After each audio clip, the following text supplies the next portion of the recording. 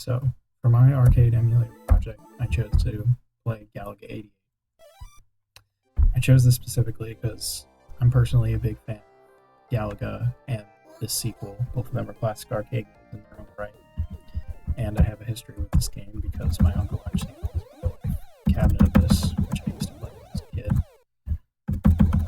So, as you can see, the graphics in this game are extremely colorful.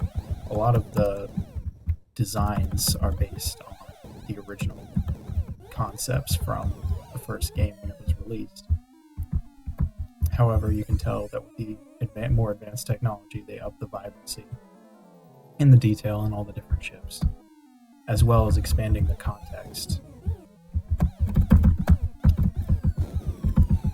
As you can see, we're fighting in front of a space station rather than just against a black background with stars. So the scenario of this game is fairly self-explanatory. Enemy ships enter the screen. You try to shoot them as fast as you can while not getting hit. There are upgrades you can get, but mostly the game is based around these sort of stages where enemies try to destroy you.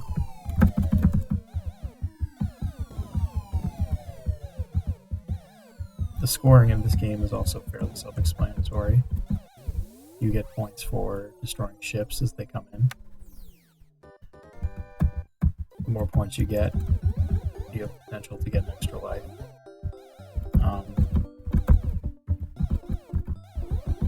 There are some changes to scoring in this game versus the original. There are bonus stages that give you point bonuses. There are also ships that only are on the screen for a certain period of time, which give you bonus points. There are also ships which take multiple hits, which gives you bonus points. Just a general sort of expansion to the original idea of scoring in the original. As far as my reaction to this game goes as a modern game, my primary reaction, the difficulty. The game is extremely hard. I've played this game pretty extensively. I never got past probably 10 stages, which is not very far. I assume this has something to do with the business model, which really isn't something we see much anymore, which is that the game needed to be hard enough to encourage the people playing to keep spending their quarters and keep playing. So the difficulty is somewhat focused on monetary concern.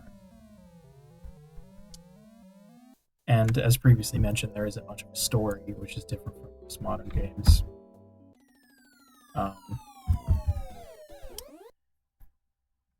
It's mostly focused on the gameplay alone. It has to stand alone.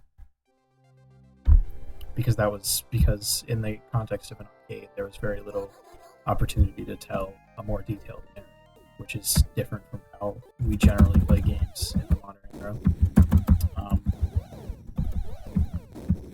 However, the music definitely holds up as being excellent. Very catchy. The bonus stages have some really cool music-based challenges that you can undertake. As far as comparisons to modern games go, I'd say that it would be fair to compare this game somewhat to an RPG. Even though the game remains almost entirely skill-based, there is definitely an element of upgrading in that you can use the Galagas to get a better ship, and the better your ship, the easier it is because you have expanded firepower. However, getting the upgraded ship is still a matter of skill, so it's not entirely like an RPG.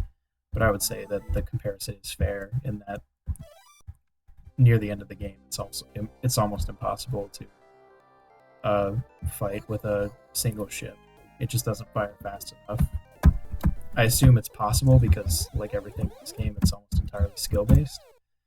But upgrades make this game substantially easier, which is somewhat similar to concepts in an RPG.